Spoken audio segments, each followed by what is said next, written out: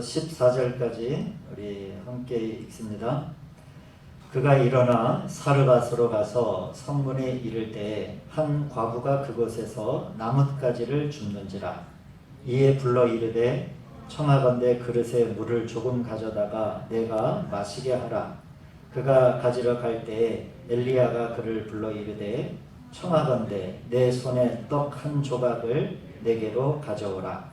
그가 이르되 당신의 하나님 여호와께서 살아계심을 두고 맹세하노니 나는 떡이 없고 다만 통에 가루 한 움큼과 병에 기름 조금뿐이라. 내가 나뭇가지 돌을 주워다가 나와 내 아들을 위하여 음식을 만들어 먹고 그 후에는 죽으리라. 엘리야가 그에게 이르되 두려워하지 말고 가서 내 말대로 하려니와 먼저 그것으로 나를 위하여 작은 떡 한 개를 만들어 내게로 가져오고 그 후에 너와 내 아들을 위하여 만들라. 이스라엘의 하나님 여호와의 말씀이 나 여호와가 비를 지면에 내리는 날까지 그 통의 가루가 떨어지지 아니하고 그 병의 기름이 없어지지 아니하리라 하셨느니라. 아멘. 자, 우리 말씀 앞에 우리 예배에 참여하신 성도님 서로 인사 나누시겠습니다. 주님의 평화를 빕니다. 네, 고맙습니다. 주님의 평화를 빕니다.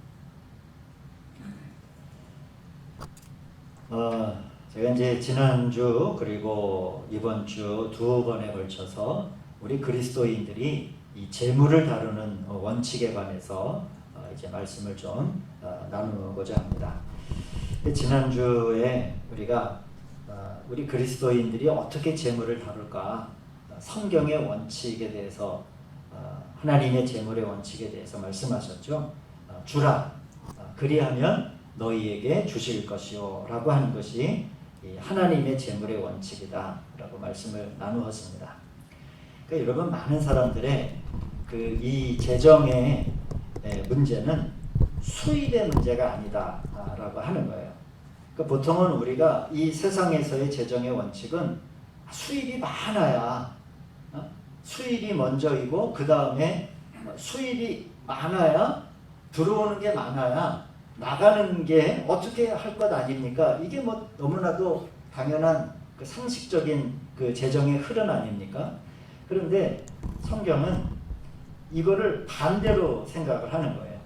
먼저 어떻게 지출할 것인가, 어떤 태도를 가지고, 어떤 입장과 어떤 믿음을 가지고 어떻게 내가 지출할 것인가에 따라 하나님이 그 너희에게 주실 것이요 라고 하는 이 전혀 다른 거죠.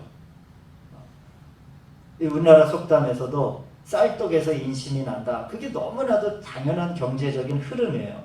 그런데 성경은 그것을 정반대로 얘기하는 거예요. 주라. 여기에 줄 때는 돈이 많아서 쌀떡이 막 넘치고 뭐 창고가 그득그득 차서는 아무런 문제가 되지 않아요.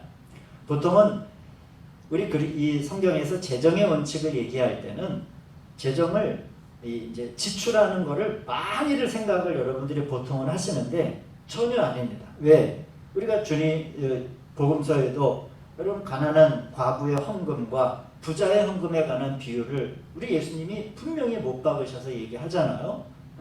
가난한 과부의 2렙돈의 헌금을 받으시는 하나님. 그렇기 때문에 이 지출하는 것의 양은 전혀 고려의 대상이 아니에요.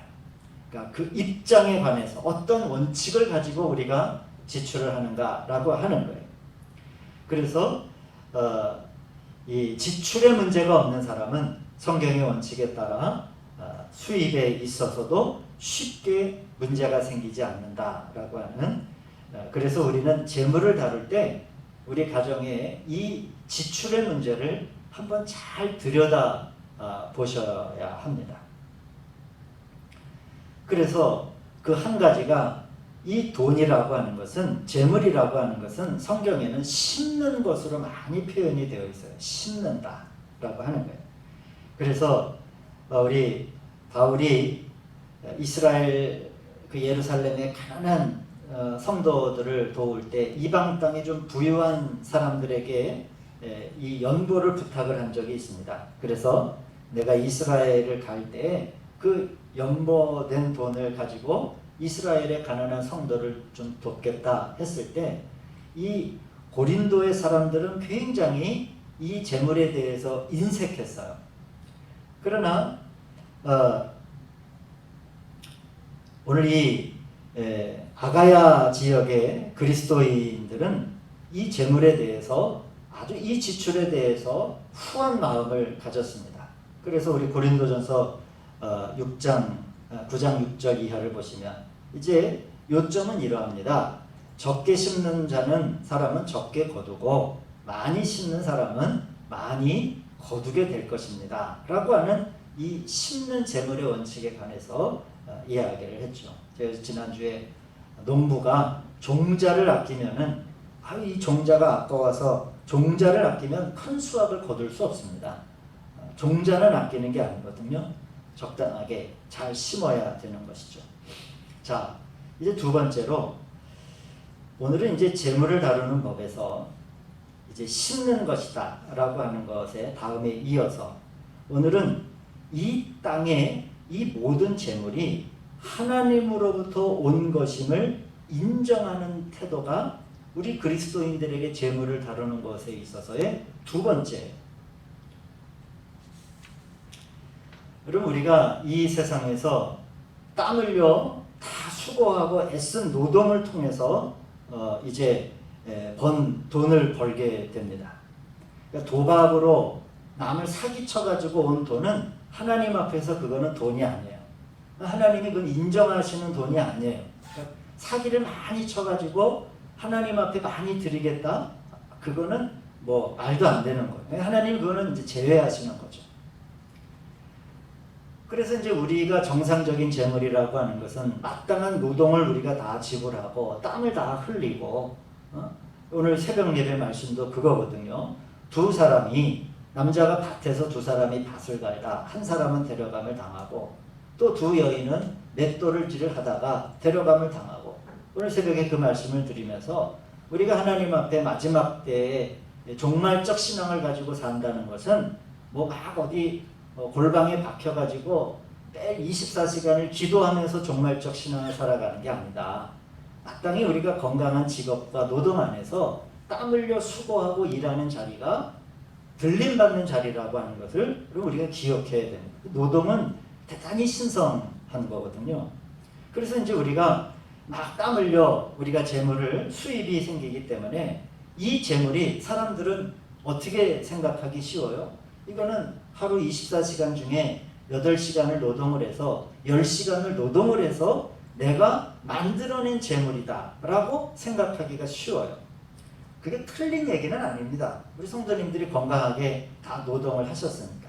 그러나 제가 오늘 성도님들과 나누는 말씀은 원칙에 관한 말씀이잖아요. 그런데 그러면 이 재물이 꼭 내가 다 노동을 해가지고 내가 애쓰고 내가 힘들게 벌고 해가지고 생긴 재물이냐 라고 하는 게 아니라는 거예요. 그 노동을 하기 위해서 이제 그 지점에서부터 다른 거예요. 성경에는 농부의 비유가 많이 나오잖아요. 그런데 하나님은 농부이시다 라고 하는 말도 있듯이 농부는 참으로 힘들게 일합니다. 그러나 예전 어른들은 제가 농촌에서 이제 목회를 이렇게 할 때 보면 이 하나님이 만드신 원창조물을 막 만지는 분들은 겸손해질 수밖에 없나 봐요.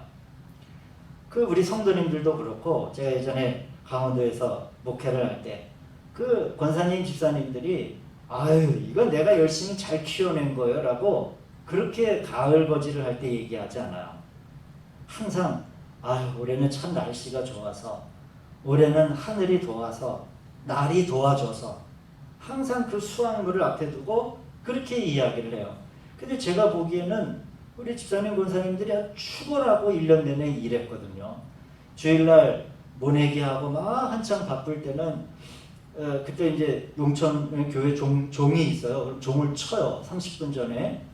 그러면은 막 저 앞에서 교회가 이제 산중턱에 있었으니까 그러면 저 앞에서 막 논에서 일하는 거 보여요. 그러면 그럼 아침 일찍 주일에도 나가서 일 바쁘니까 해야 되거든요. 일하시다가도 그 장화에 막 바지에 그 흙 묻은 걸 입고 예배당에 들어오시는 거예요. 그때 이제 전도사에서 전사님 제가 막 흙이 떨어져가지고 열심히 일해요. 그럼에도 불구하고 우리 성도님들 권사님들은 그런 얘기를 해요. 내가 열심히 일해가지고 이 작물이 이렇게 자랐다라고 하지 않아. 날씨가 도와줘서 참 올해는 좋았어요. 결국 그것이 좀 근본적인 우리가 어떤 태도, 우리가 열심히 일을 하죠.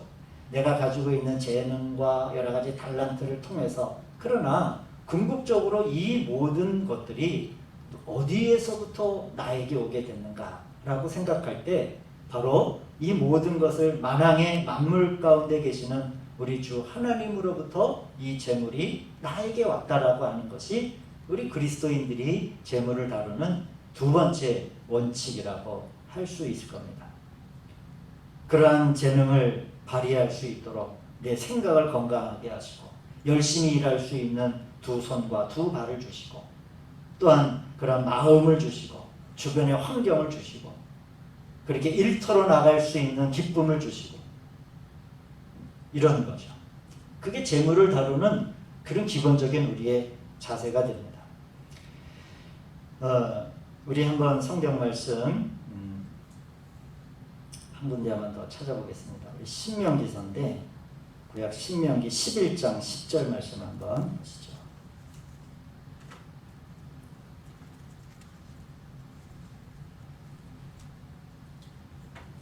신명기 11장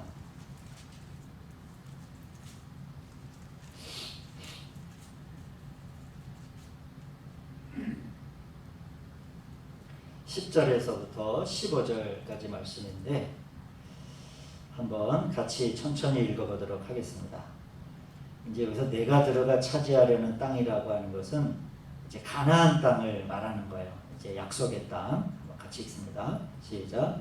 내가 들어가 차지하려 하는 땅은 내가 나온 애굽 땅과 같지 아니하니 거기서는 너희가 파종한 후에 발로 물을 대기를 채소밭에 댐과 같이 하였거니와 너희가 건너가서 차지할 땅은 산과 골짜기가 있어서 하늘에서 내리는 비를 흡수하는 땅이요 내 하나님 여호와께서 돌보아 주시는 땅이라.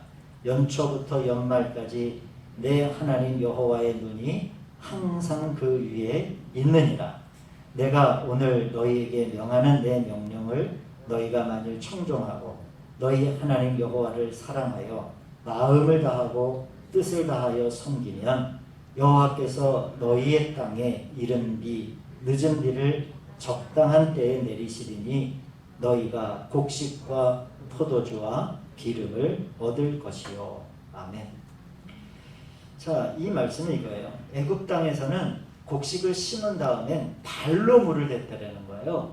그러니까 이 물 아주 비옥하고 당연하죠. 나일강 삼각주에 얼마나 그 땅이 비옥해. 그러니까 농사짓기가 굉장히 쉬운 발로 물을 대는 그런 땅이었는데 앞으로 들어가서 차지할 땅은 어떤 땅이에요? 비를 다 흡수해버리는 땅이라는 거예요. 그러니까 물을 댈 수 있는 땅이 아니다라고 하는 것이죠. 그러면 어떻게 농사를 짓는 겁니까? 이제 이스라엘 사람들은 이 가나안 땅에 들어가기 전에 먼저 그것을 배워야 되는 거예요. 바로 이 땅 위에 연초부터 연말까지 내 하나님 여호와의 눈이 항상 우리 가운데 있어. 이거예요. 그러니까 우리가 그렇다 여호와의 눈이 있다고 해가지고 우리가 팔짱을 이렇게 끼고 채소를 바라보고 곡식을 바라보는 게 아니잖아요.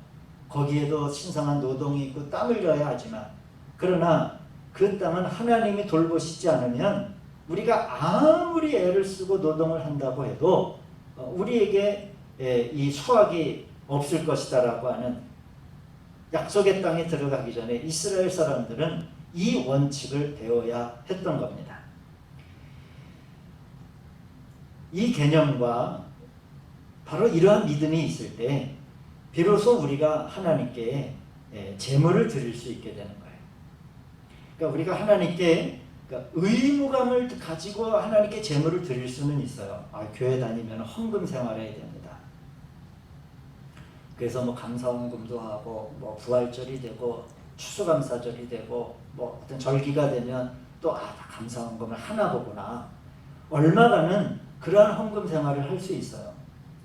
그러나 그것은 그 어떠한 성도의 의무감이나 그렇게 해야 되나 보구나 하는 이러한 개념으로는 헌금 생활을 우리가 온전하게 하기는 어렵습니다.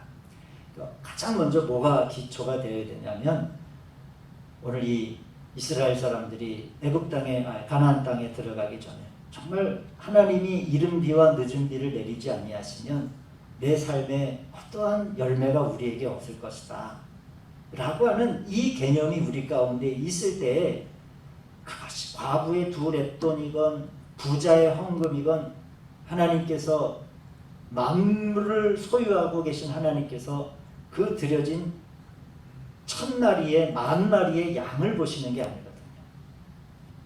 그걸 보시는 것이 아니라 바로 이러한 여호와의 눈이 항상 우리 가운데 있어 이것이 다 하나님으로부터 출발한 것입니다 라고 하는 마음으로 드려진 것을 하나님이 받으신다 라고 하는 이 제물의 원칙을 우리 저와 여러분들이 잘 기억하고 계시기를 바랍니다. 이 말라기서 3장 10절 이하의 말씀을 보시면 11조에 관한 말씀이 나오지 않습니까?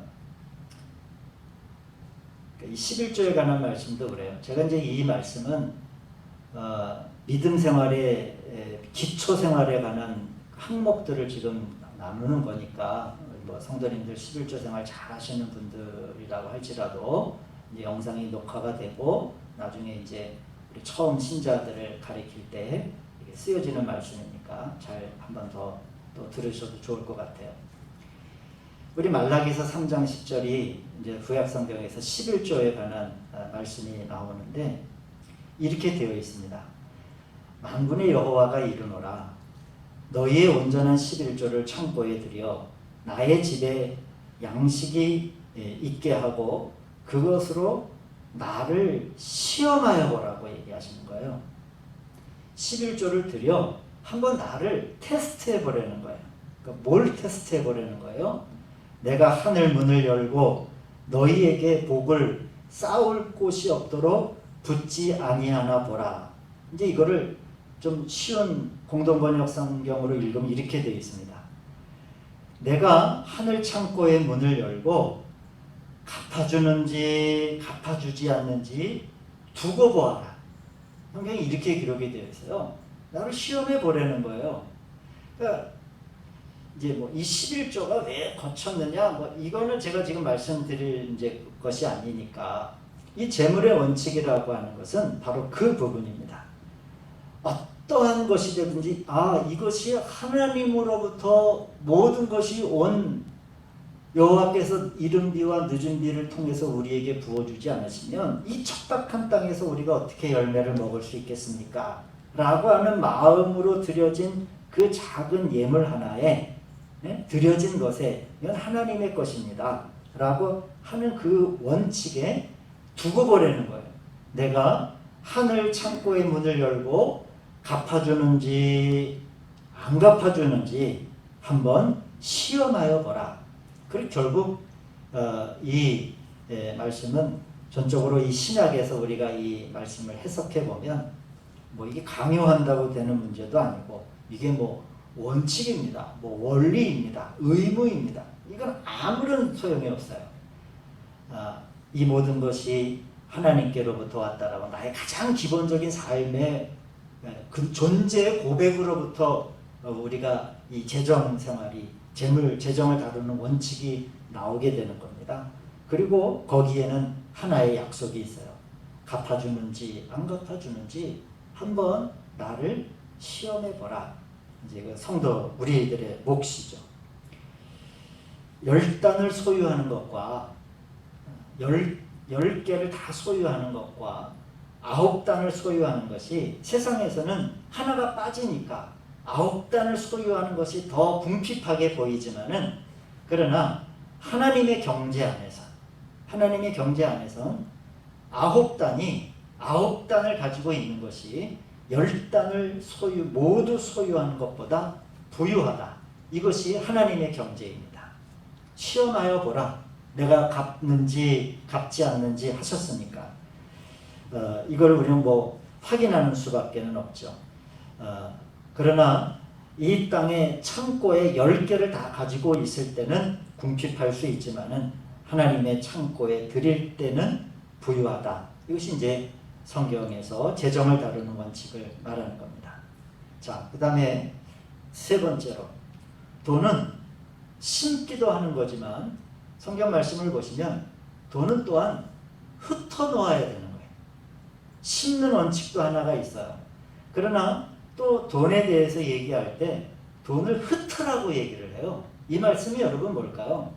자, 우리 잠언 11장 24절 말씀을 한번 보시겠습니다.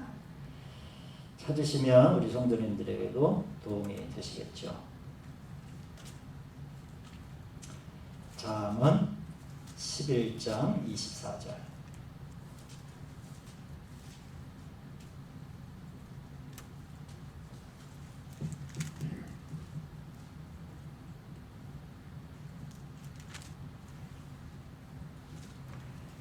자, 우리 한번 같이 읽도록 하겠습니다. 찾으셨죠? 11장 24절 시작. 흩어 구제하여도 더욱 부하게 되는 일이 있나니 과도히 아껴도 가난하게 될 뿐이니라. 구제를 좋아하는 자는 풍족하여질 것이요 남을 윤택하게 하는 자는 자기도 윤택하여지리라. 아멘. 이게 돈을 흩은다라고 하는 그러한 의미입니다. 사랑하는 우리 성도님들, 우리가 단돈 10원이라도 단돈 1000원이라도 그 돈을 흩으시는 우리 성도님들이 될 수 있기를 주님의 이름으로 축원드립니다. 그럴 때 흩어 구제하는 자는 이제 풍족하여 더욱 부하게 되는 일이 있다라고 하신 이 지혜서의 말씀을 우리가 믿음으로 이 말씀을 가져가는 수밖에 없죠. 한 가지만 말씀을 드리고 오늘 이제 재물에 관한 말씀을 마치겠습니다. 이것과 비교되는 말씀이 엘리야의 제단에 불을 내린 사건입니다. 여러분 우리가 알다시피 엘리야는 이 산꼭대기에서 바알의 선지자들과 대결을 하지 않습니까? 이제 누가 비가 오게 하나 이제 이렇게 를 가지고 이 제단을 이제 대결을 하는데 산꼭대기에 제단을 쌓고 바알의 선지자들과 대결할 때 엘리야는 사람들에게 물을 가져다가 이 제단에 부으라고 해요. 이 말씀은 다 아시죠? 근데 어떻게 붓냐면은 그 제단이 얼마만큼 했는지는 정확하게 크기를 우리가 가늠할 수는 없지만은 보편적인 그런 제단이었겠죠. 근데 그 제단에 도랑을 파고 그 제단 주위에 물이 넘쳐 흐르도록 부었다라고 하는 거예요. 근데 여러분 그때가 어느 때입니까? 물이 극히 귀할 때예요. 이때는 그냥 물 한 바가지라도 흐트러 먹을 그런 상태가 아닌 거예요. 대단히 물이 귀할 때, 그러나 엘리야가 너무 부당한 일들을 시키는 거예요. 야, 물을 길어다가 산꼭대기인데 물이 있을 리도 없고 그 귀한 물을 짊어져다가 마셔도 시원찮을 판에 갖다 막 부려는 거예요. 제단에다가. 그리고 기도한 겁니다. 그리고 기도한 거예요. 자, 이 공간은 이런 겁니다. 하늘에서 큰 비가 내리기를 원한다면 우리가 가지고 있는 귀한 물을 부을 수 있어야 돼요. 그리고 기도해야 돼요. 그리고 기도하는 거예요. 이것이 바로 돈을 흩트는 일이에요. 돈을 흩트는 일. 그때 엘리야가 너무 물이 귀해서 말이에요. 이 항아리에, 그러니까 여기다 물을 여기다 다 이렇게 해놓고 그냥 촉촉하게 제단에 물을 뿌린 그것이 아니라 그 제단을 막 흘러넘치도록 물을 부었다라고 하는 이 말씀을 우리 성도님들 잘 기억하시길 바랍니다. 자신의 손에 꼭 쥔 채 기도하지 마시고 흩은 다음에 제가 늘 또 강조해서 말씀을 드려야 되나요? 아이고 흩트는 게 많아야 되는 거 아닙니까? 하나님은 기준이 저희들하고 달라요. 이 세상에서는 뭔가를 많이 하는 사람, 큰 사람 이런 거에 대한 하나님의 평가가 있으시지만은 이 세상에 사람의 평가가 있지만은 하나님의 평가는 우리하고 다르다라고 하는 생각을 늘 하셔야 됩니다. 늘 하셔야 돼요.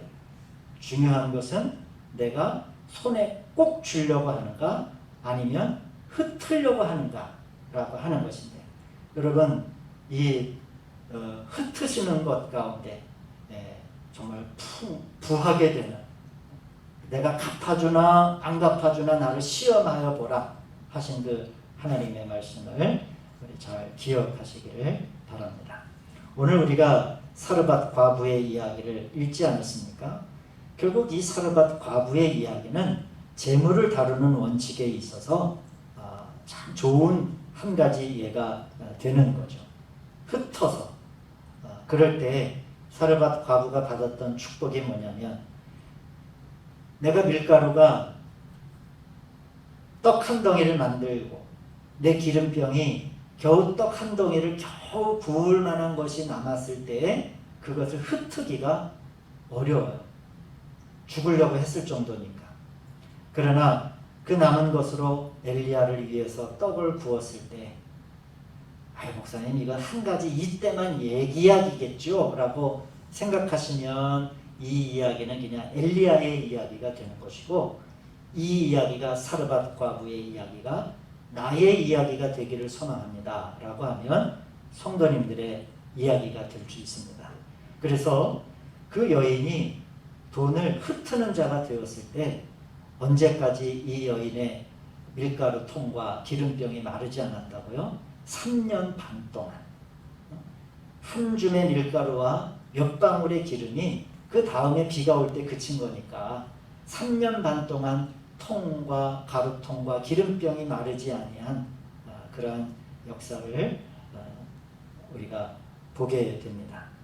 이러한 채우시는 하나님을 믿는 것이 늦은 비와 이른 비로 그 땅을 풍요롭게 하시는 하나님을 믿는 것, 이것이 우리들의 재물을 다루는 원칙이 되지 않을까 그렇게 생각을 해요.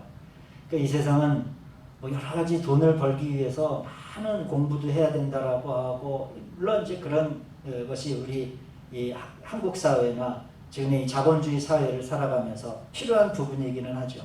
그러나 가장 저변에는 우리가 그리스도인으로서 어떤 태도와 어떤 원칙을 가지고 있어야 하는가라고 하는 성경의 말씀을 잘 기억하셔서 우리 그런 재정의 원칙을 가지고 부요하고 또 하나님이 주시는 풍요로 풍요롭게 살아가시는 우리 성도님들 되시고, 또 우리 교회가 되고 그런 교회가 되고 우리 믿음의 삶이 되시기를 주님의 이름으로 축원드립니다. 기도하시겠습니다. 자비로우신 아버지 하나님, 우리가 믿음으로 고백합니다. 이 모든 것은 주인은 다 하나님이 되시고, 또 하나님이 늦은 비와 이른 비로 부어주실 때 우리가 열매를 만나게 된 이 믿음을 가지고 우리가 흩어 또 심고 또 온전한 마음으로 하나님께 드릴 수 있는 마음을 가지고 이 재물을 저희들이 이 세상에서 지혜롭게 잘 다루는 우리 성도님들 되게 하여 주시옵소서. 그래서 우리 교회를 통해서 많은 사람들이 구제받기를 소망합니다. 또 우리 성도님들의 삶을 통해서 많은 사람들이 도움받고 또 구제받기를 원합니다. 그러한 물질의 축복을 저희들에게 허락하여 주시옵소서. 예수님의 이름으로 기도하였습니다. 아멘. 주님